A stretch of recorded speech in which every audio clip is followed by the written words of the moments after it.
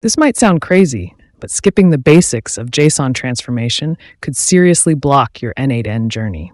Nearly every service you'll automate with runs on JSON. Our goal? Use only N8n nodes to transform JSON data into exactly the structure your end service expects. No external scripts, just pure workflows. This flow uses just 4 nodes: manual trigger, edit fields node, code node, and HTTP request node. Here is a use cases specific to the transformations in real world. If you're building flows in N8n, you're not just moving data, you're preparing it to talk to other tools. And those tools speak JSON. So mastering JSON formatting inside N8n is not optional. It's your superpower.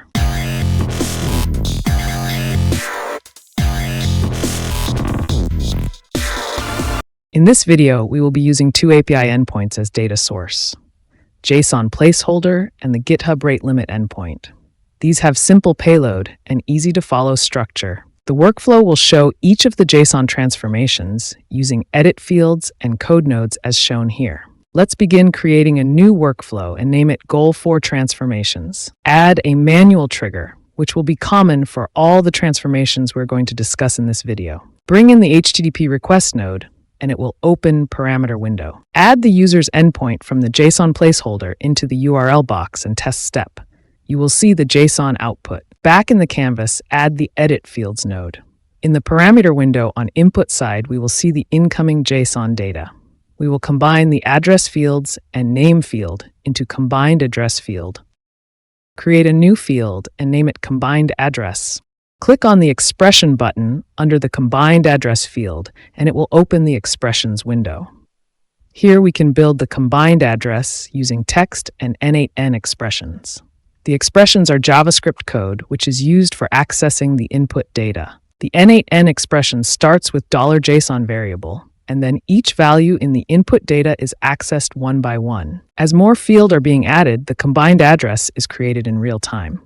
We can also format like a regular text. The combined address is created the way we want. Pressing the escape key will take you back to Edit Fields parameter window.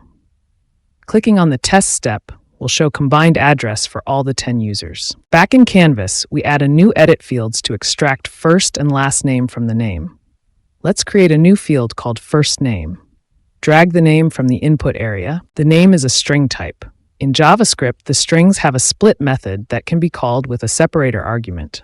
When you give a blank space as the separator, the name is split into 2 words. Since it is an array, we can select the first name using the index 0. The last name is also extracted the same way with split method on the name input field and then choosing the index 1. Click on the test step, we can first and last name field as output for all 10 users. When the include other input fields is toggled, all the input fields also comes to output. With last 2 edit fields, we have seen how to combine fields, extract names, and rename the fields to the names we want.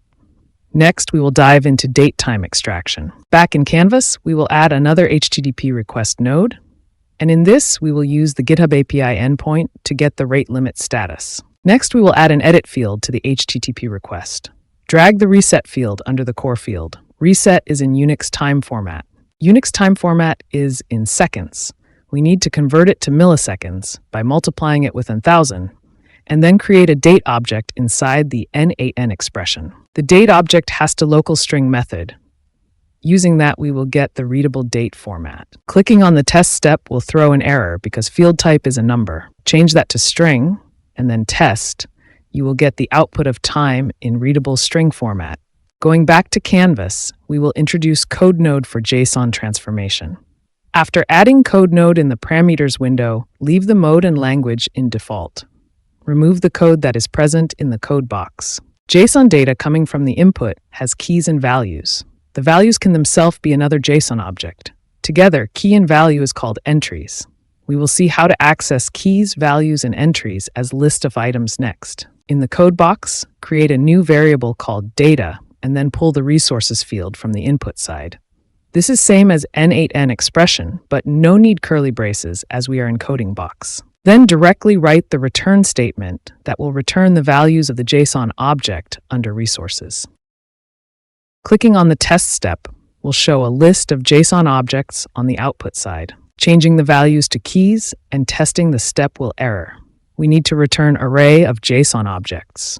We have to update the return statement like this, and then test step. We can see the list of keys returned in the output side. Just change the keys method to entries and run the test step.